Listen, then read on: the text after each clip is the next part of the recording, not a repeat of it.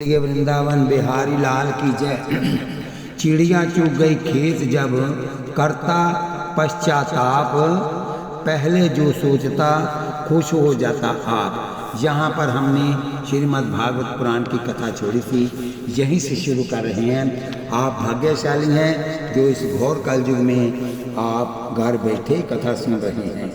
बोलिए वृंदावन बिहारी लाल की जय। आधे घंटे की कथा होती है। आप माला लेकर बैठिए और साथ में भजन करते जाइए। गुरु दीक्षा का जो मंत्र लिया उसको जपिए और कानों से कथा सुनते जाइए। एक पंथ दो काज हो जाएंगे, हाथ कारवाल चित यारवाल। सो अब वृथा पछताने के सिवाय कलेश के कुछ लाभ नहीं होता है।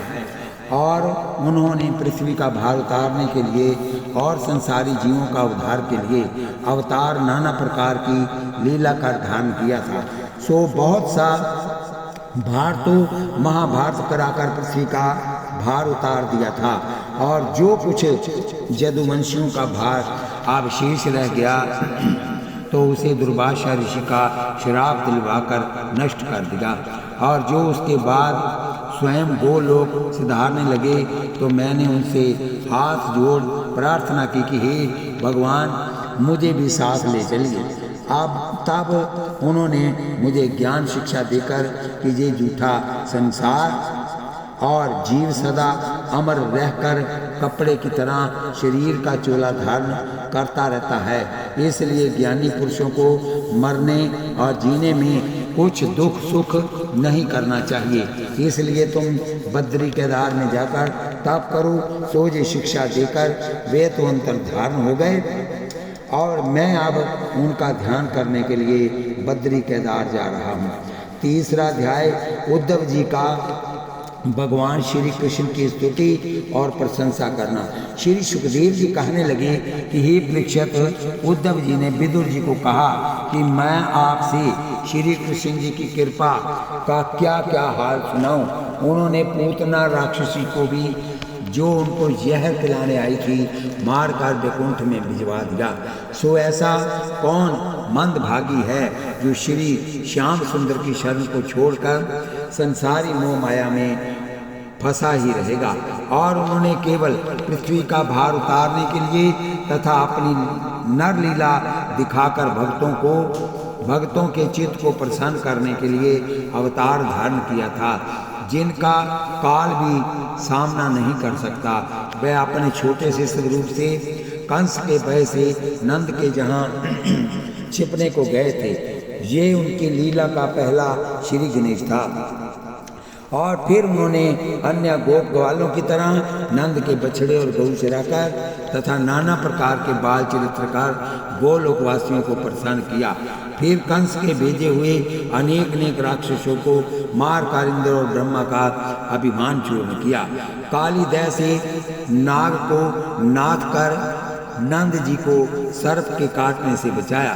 गोपियों के साथ रास मंडल करके अगासुर, बकासुर, केसी और शंखचूड़ आदि अनेक राक्षसों को सुरपुर का दर्शन कराया।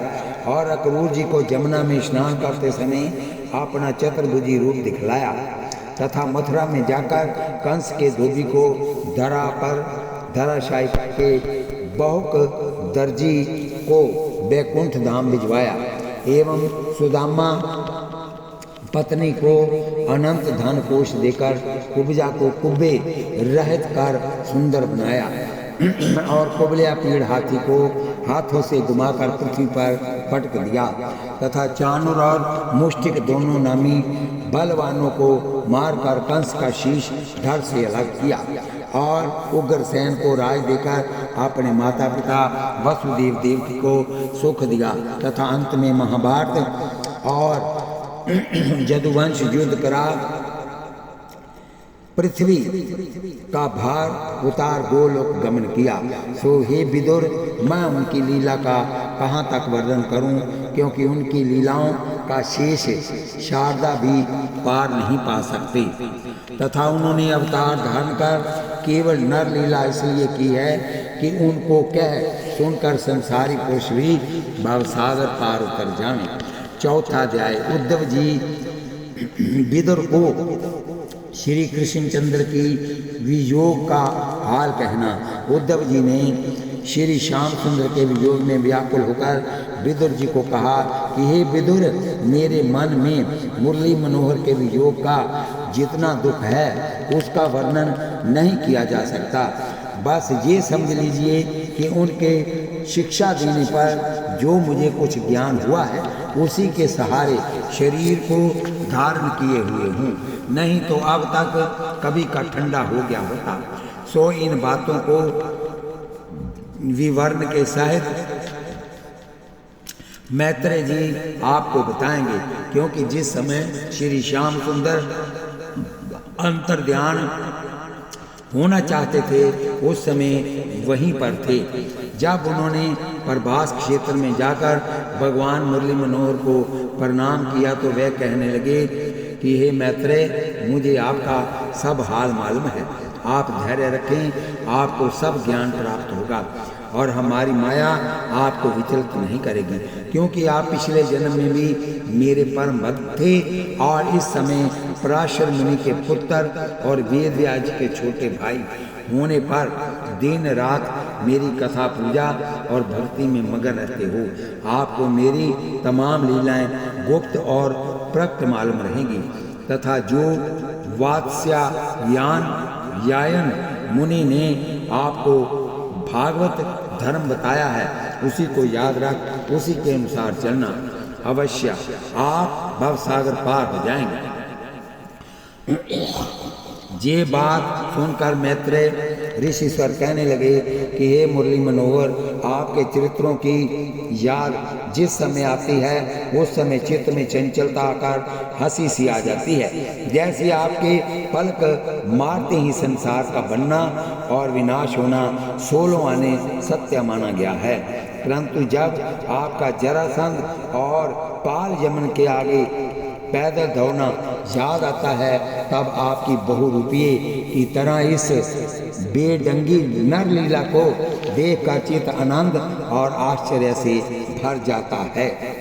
इस प्रकार आपकी माया की महिमा बड़े बड़े महात्मा और मुनीश्वरों से भी कठिनता से जानी जाती है। उद्धव जी कहने लगे कि हे विदुर जी, इस प्रकार मैत्रेय जी भगवान मुरली मनोहर की महिमा की स्तुति कर वहाँ से लौट आए और मैं भी उन वृंदावन बिहारी के वियोग में व्याकुल हो आंसू बहाता हुआ बद्री केदार की ओर बुद्धि करके जा रहा था। सो रास्ते में आपके दर्शन हो गए। आप कृपा कर मुझे जाने की आज्ञा दीजिए। और मैत्रेय ऋषिश्वर जी भी अपने आश्रम में आने ही वाले हैं, इसलिए उनसे आप ज्ञान चर्चा कर सब हालों पर प्रकाश डलवा लेना। श्री सुखदेव जी कहने लगे कि हे राजन, उद्धव जी इतनी बात विदुर जी को बताकर बद्री केदार में वृंदावन बिहारी का ध्यान करने के लिए अपना तन त्यागने की इच्छा से जाने को तैयार हो गए। 5वां अध्याय उद्धव जी का विदुर जी से विदा होकर बद्री केदार में जाना और योगाभ्यास द्वारा अपना शरीर त्याग करना। श्री सूत जी कहने लगे कि हे मुनीश्वरों, जब इस प्रकार उद्धव जी बद्रिका आश्रम को जाने के लिए तैयार हो गए तो विदुर जी आंखों में आंसू बहाकर कहने लगे कि हे उद्धव, भगवान मुरली मनोहर अपनी माया से अवतार धारण कर पृथ्वी का भार उतार कर गोलोक गमन कर गए, परंतु हमने अपने अभाग्य से अथवा अज्ञान से उनकी महिमा नहीं जानी, इसलिए अमूल्य लाल पाकर भी कंगाली में बेहाल होते रहे। परंतु सबसे महान आश्चर्य तो ये है कि 64 घड़ी साथ रहने पर और उनके अद्भुत तथा अलौकिक कार्य देखने पर भी आप उन आदि पुरुष अनंत भगवान को नहीं जान सके। सो इसमें केवल यही सोचकर संतोष कर देना चाहिए कि जब तक जिस पर उसे भगवान श्री कृष्णचंद्र की कृपा नहीं होती तब तक वह उसकी माया की महिमा जान नहीं सकता, परंतु आपके दर्शन होने पर भी उनकी पूर्ण कृपा ही समझनी चाहिए, क्योंकि कहा है साधु संत सज्जन सखा सुधी सुसभ्य समाज, कृष्ण कृपा से जगत में मिलते हैं मुनिराज। इतनी कथा सुन सूत जी कहने लगे कि हे ऋषि स्वरूप, इस प्रकार दोनों भगवान के भक्तों में कुछ देर रसना से करुणा रस का विवेचन होने पर उद्धव जी ने तो बद्री केदार में जाकर वृंदावन बिहारी के ध्यान में अपना तन त्याग दिया और विदुर जी वैकुंठनाथ का ध्यान कर उनके वियोग में विलाप करते हुए मैत्रेय जी से मिलकर हरि चर्चा की इच्छा से हरिद्वार की ओर चल दिए। बोलिए वृंदावन बिहारी लाल की जय। छठा अध्याय श्री विदुर जी का मैत्रेय ऋषिश्वर से संसार की उत्पत्ति का हाल पूछना। श्री सुखदेव जी कहने लगे कि हे राजन, इस प्रकार वैकुंठ के वियोग में विलाप करते हुए विदुर जी हरिद्वार में आ गए और वहां आकर उन्होंने मैत्रेय ऋषिश्वर के आश्रम में जाकर ऋषिश्वर के दर्शन किए और प्रणाम करने के बाद हाथ जोड़कर एक और कपोलों को कर कमलों पर रखकर बैठ गए तथा विदुर जी की व्याकुल दशा को देखकर मैत्रेय कहने लगे कि हे विदुर, आपके उदास होने का क्या कारण है। ये सुन विदुर जी ने मैत्रेय ऋषिश्वर को भगवान श्यामचंद्र को गोलोक पधारने और दुर्योधन आदि को मारा जाने का हाल जैसे कि उद्धव भक्त से सुना था सुना दिया और तत्पश्चात कहने लगे कि हे ऋषिश्वर, मैं उन भगवान के वियोग में व्याकुल होकर आपसे विज्ञान जौन सा भगवान कृष्ण ने कृपा कर आपको बताया था पूछने के लिए आया हूँ। सो कृपा कर मेरा मनोरथ पूर्ण कीजिए। ये बात सुनकर मैत्रेय जी कहने लगे कि हे विदुर जी, आपकी पहले कौन सी बात पूछने की इच्छा है, सो कहिए। ये सुन विदुर जी कहने लगे कि हे भगवान, सबसे पहले मुझे ये बात बताइए कि इसका क्या कारण है जो मनुष्य तमाम सुख पाने की इच्छा और साधन करने पर भी इनके विपरीत दुख उठाता है। सो उस दुख का देने वाला कौन है और पर ब्रह्मा परमेश्वर को ब्रह्मा विष्णु महेश महादेव राम और कृष्ण आदि का स्वरूप व अवतार धारण करने का क्या प्रयोजन है और संसार को पैदा कर इसको नष्ट करने में कौन सा अभिप्राय है तथा वह कौन सा उपाय करने पर संतुष्ट होते हैं। और यदि आप ऐसा कहें कि वे अवतार धारण इसलिए करते हैं कि संसारी मनुष्य उनके चरित्रों का गान करके भवसागर पार कर जाएं, तो इसमें क्या कारण अवशेष रह जाता है जो संसारी मनुष्य उनकी लीलाओं का कीर्तन न करके संसारी मोह में ही फंसे रहते हैं तथा सुनते हैं कि यदि अपराधी को उसके अपराध का उचित दंड दे दिया जाए तो वह शीघ्रता से उस अपराध में फंसने की चेष्टा नहीं करता, परंतु फिर भी रात दिन देखते हैं कि मनुष्यों को उनके पाप कर्मों के बहुत से दुखदायी फल मिलकर 84 लाख योनि में जन्म लेना पड़ता है, किंतु फिर भी वह अपने पाप कर्मों से अलग ही नहीं हटते बल्कि उसमें और अधिक लिपटे रहते हैं। सो कृपा कर इन सब बातों का वर्णन कर मेरे चित्त के संदेह को दूर कीजिए। 7वां अध्याय मैत्रेय जी का विदुर जी की उत्पत्ति का हाल कहना। मैत्रेय जी का विदुर जी की उत्पत्ति का हाल कहना।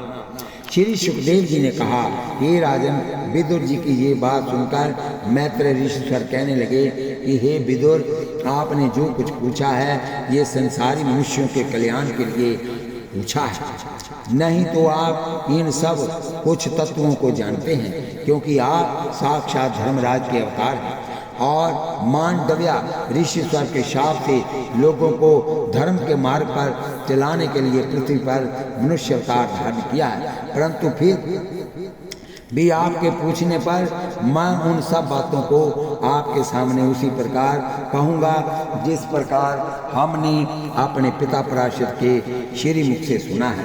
सो आप ध्यान लगाकर सुने, क्योंकि भगवान की कथा को सुनने मात्र से ही पुरुषों के संपूर्ण पाप कांप उठते हैं और यदि ध्यान देकर सुनी जाए तो सैकड़ों जन्म के पाप भाग कर ही नहीं जाते, जन्म के पार भाग कर ही नहीं जाते बल्कि नष्ट हो जाते हैं। परंतु जो पाप आत्मा पुरुष की कथा ना सुनकर सदा उससे विमुख रहते हैं, वह दुखों को भोकर आवागमन के चक्कर में तेली के बैल की तरह घूमते रहते हैं और कभी किसी जन्म में भी सुख का अनुभव नहीं करते।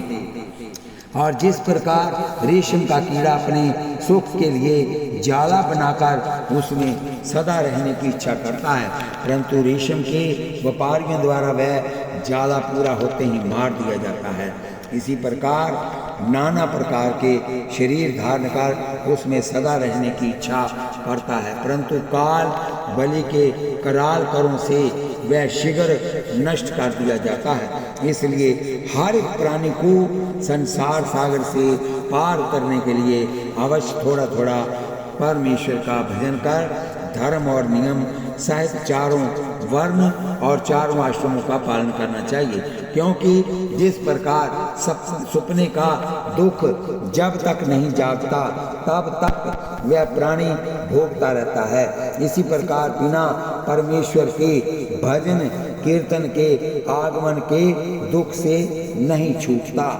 बोलिए वृंदावन बिहारी लाल की जय, बोलिए लाडली लाल की जय। सो आप परमेश्वर से ध्यान लगाकर कथा को ध्यान से सुनिए। अब मैं आपके सामने संसार की उत्पत्ति कहने लगा हूँ।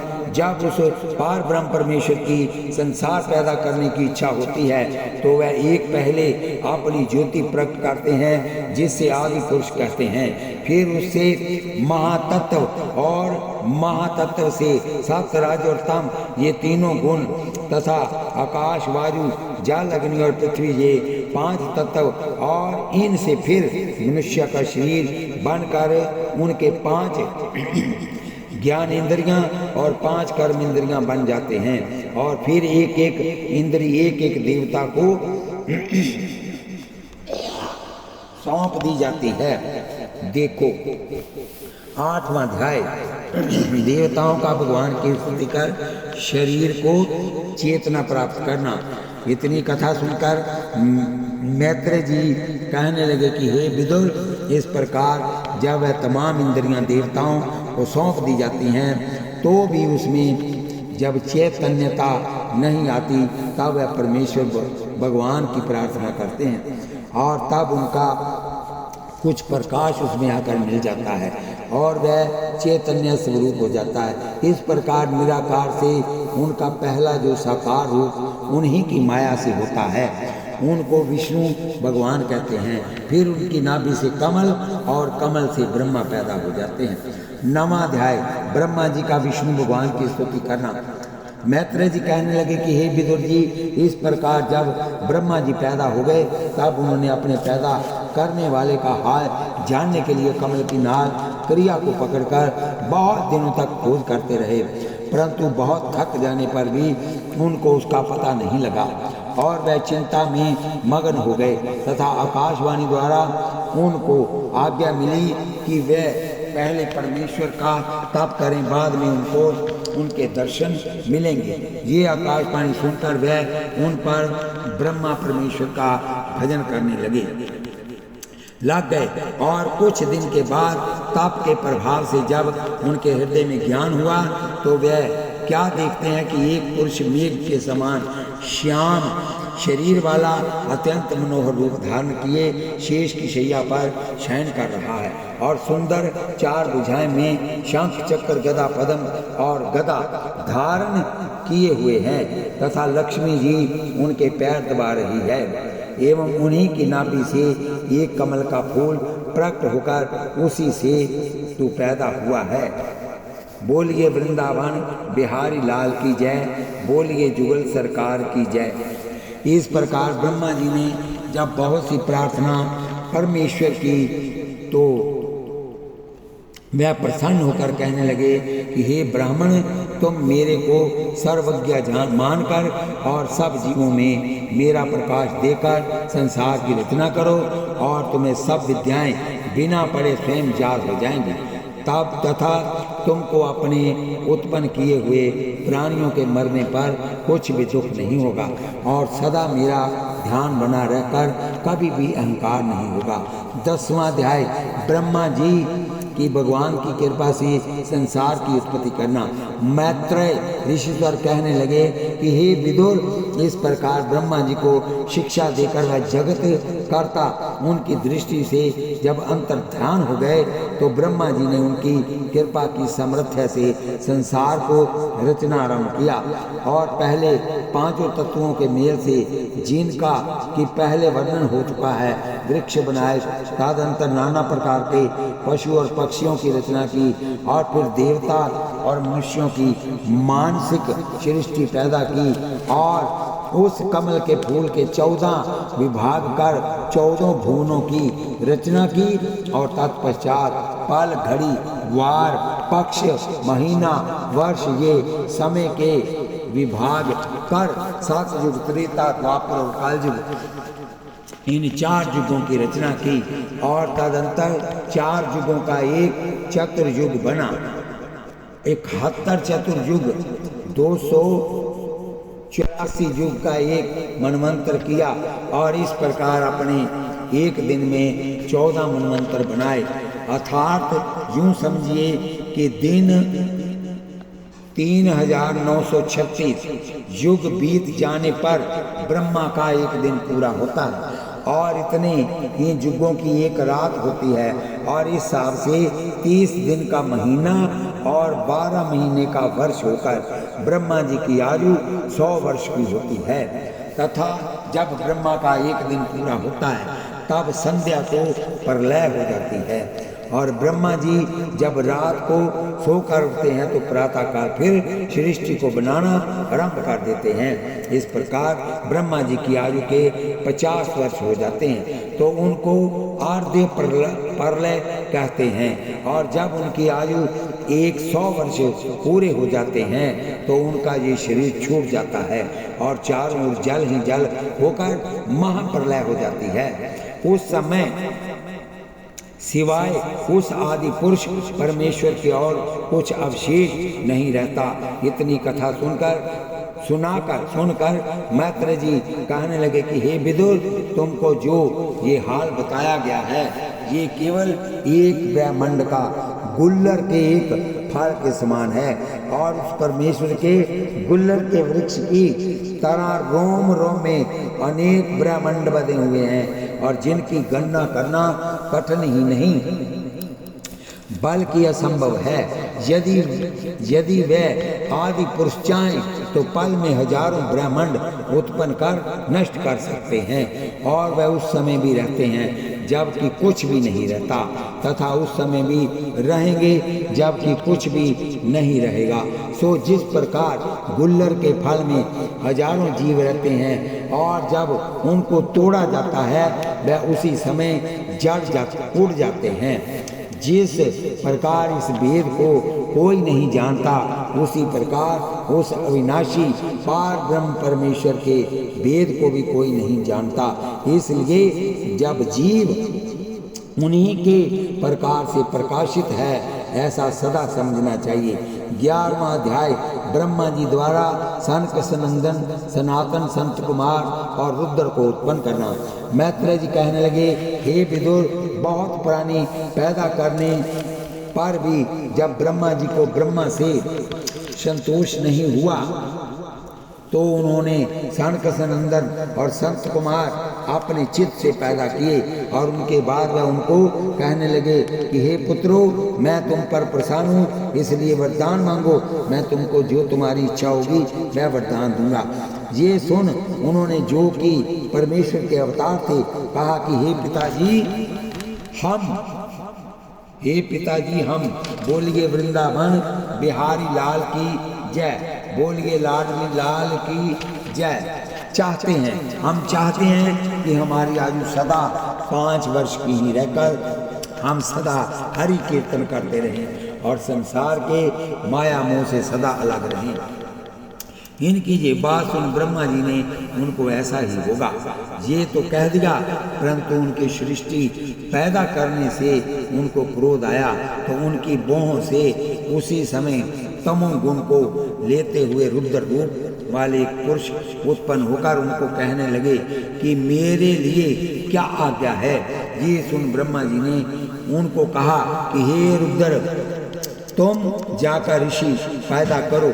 और जब उन्होंने भूत प्रेत राक्षस और बैताल आदि उत्पन्न किए, ये देख ब्रह्मा जी ने कहा कि हे रुद्र, पहले परमेश्वर का तप करो, इसके बाद तुम में सत्वगुण की वृद्धि होगी और उनकी कृपा से आप सब देवों में श्रेष्ठ गिने जाकर तुम्हारा नाम महादेव, शिव शंकर, भोलेनाथ आदि होगा। और जो तुम्हारा ध्यान करेगा उनको तुम्हारी कृपा से स्त्री पुत्र धन और सब सुखों की प्राप्ति होगी।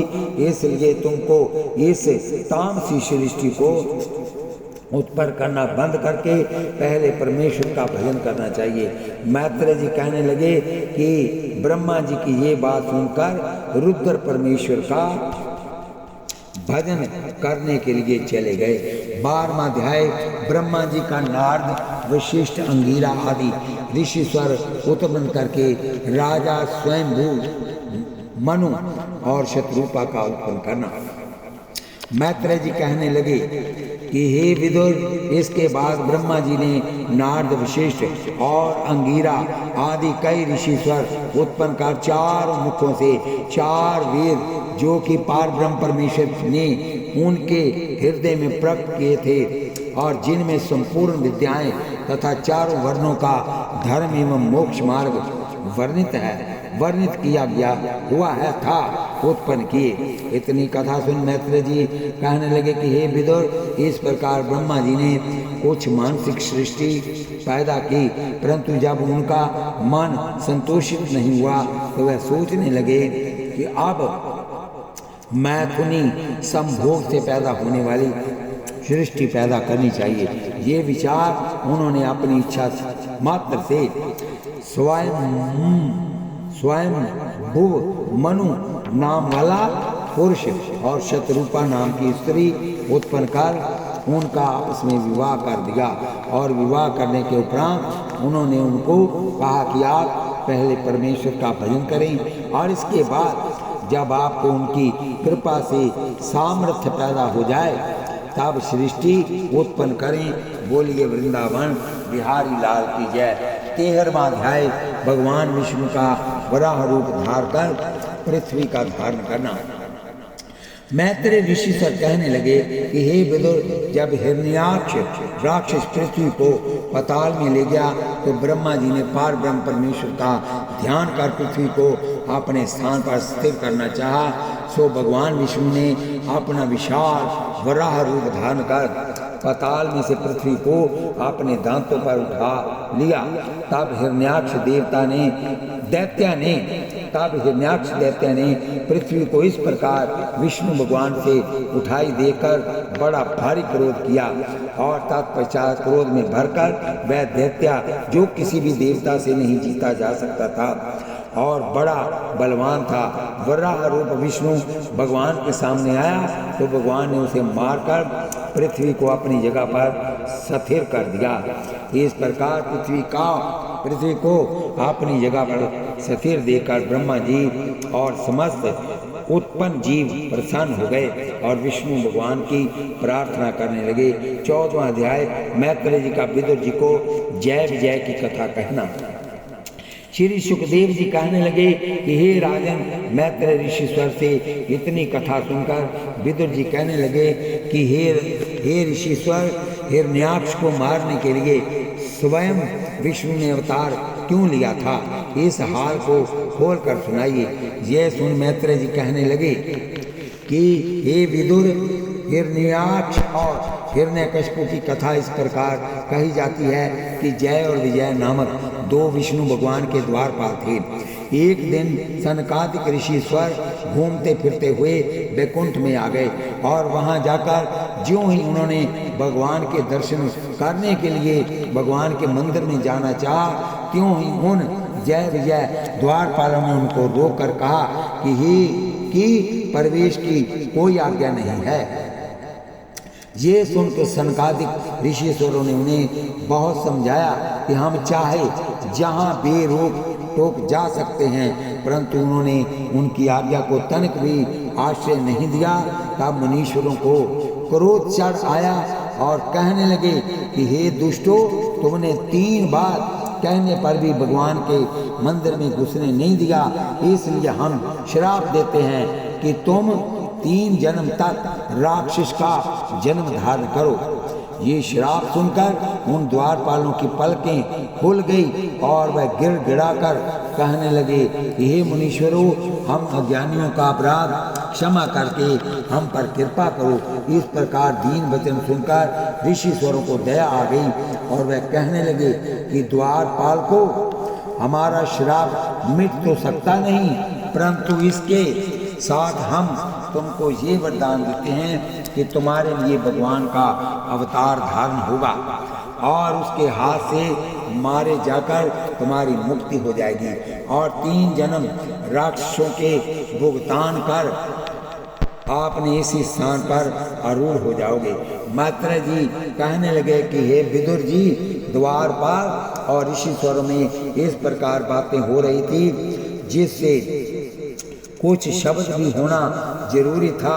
तो भगवान कोलाहल को सुनकर बाहर निकल आए और जब उन्होंने आकर सनकादिक ऋषिश्वरों को देखा तो कहने लगे कि हे ऋषिश्वरों, आपको प्रणाम है और कहिए आप किस कारण से यहाँ आ रहे थे।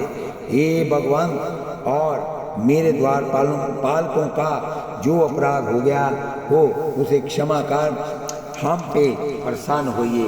इस प्रकार भगवान की प्रेम और स्नेह युक्त वाणी सुनकर ऋषिश्वर पानी हो गए और फिर कहने लगे कि हे भगवान, आप ही हमारा अपराध क्षमा कर ये वरदान दीजिए कि कभी भी मन में क्रोध नहीं कर सदा आपके भजन में मगन रहे। तब भगवान ने कहा, हे मुनीश्वरों, ऐसा ही होगा। ये कहा कि आपको इस बात का सोच नहीं करना चाहिए। ये सब मेरी इच्छा से हुआ है, क्योंकि ये द्वारपाल मेरी इन कोमल भुजाओं को देखकर मेरे बल का अनुमान लगाना चाहते थे। सो इस शाप द्वारा इनको राक्षस बनवाकर अपने भुज बल का इनको पराक्रम दिखाऊंगा। मैत्रेय जी कहने लगे कि भगवान की ये बात सुनकर सनकादिक उनको सब प्रेम प्रणाम और स्तुति कर उनका भजन कीर्तन करते हुए चले गए। सो ये तो हुआ उनके पहले जन्म का हाल। सुनिए, कश्यप ऋषि की 2 स्त्रियां थी। एक का नाम था अदिति, जो देवताओं की माता थी, और दूसरी का नाम था दिति, जो दैत्यों की माता थी। और जो अदिति के पुत्र इंद्र को स्वर्ग का स्वामी देकर अपने पुत्रों को अंत में सदा हारते हुए देखा करती थी, तो इस दाह के दुख से दुखित होकर उसने कश्यप की मन तन से सेवा करनी आरंभ कर दी। इस तब कश्यप जी प्रसन्न होकर कहने लगे कि हे दिति, मैं तुम्हारी सेवा से प्रसन्न हूँ, बताओ आप क्या मांगना चाहती हो। यह सुन दिति ने कहा कि हे स्वामी, बोलिए वृंदावन बिहारी लाल की जय, मुझे ऐसे बलवान पुत्र दीजिए जो देवताओं को हराकर स्वर्ग पर स्वयं राज्य करें। ये सुन कश्यप जी ने कहा, ऐसा ही होगा। ये कहकर उसको वरदान दिया और कहा कि हे दिति, तेरे 2 पुत्र ऐसे बलशाली होंगे जो तीनों लोगों को जीत कर राज्य करेंगे और अंत में भगवान के हाथों से मारे जाकर मुक्त हो जाएंगे। और उनके एक पुत्र ऐसा धर्मात्मा होगा जिसका देवता और दैत्य सब गुण गाकर सदा उसकी बड़ाई करेंगे, और जो संसारी आदमी उसकी कथा कहे सुनेंगे, उनके पाप भगवान की कृपा से दूर हो जाएंगे। 15वां अध्याय जय और विजय का दिति के गर्भ में आना। श्री सुखदेव जी कहने लगे कि हे परीक्षित, मैत्रेय ऋषिश्वर इतना सुनाकर विदुर को कहने लगे कि विदुर, इस प्रकार कश्यप ऋषि ने जब दिति को ये वरदान दे दिया तो उसके गर्भ में जय और विजय दोनों भगवान विष्णु के द्वारपाल आ गए। सो जिस समय वह गर्भ में आए उसी समय से देवताओं का तेज गिरने लग गया। सो अपनी ये अकस्मात गिरी हुई दशा देखकर वह ब्रह्मा जी के पास चले गए। जाकर कहने लगे कि हे जगत पिता, आप हमें ये बताइए कि ये क्या कारण है कि जो हम बिना शत्रु के सन्मुख हुए भी भयभीत से रहते हैं और रात को बहुत बुरे और भयानक स्वप्न देखते हैं। बोलिए वृंदावन बिहारी लाल की जय। इसके बाद कथा फिर करेंगे और यहीं पर इस कथा को विश्राम देते हैं। इस कथा को सब्सक्राइब, लाइक, शेयर करें और ताकि जो आगे तक कथा पहुँचे और जो लोग इस कथा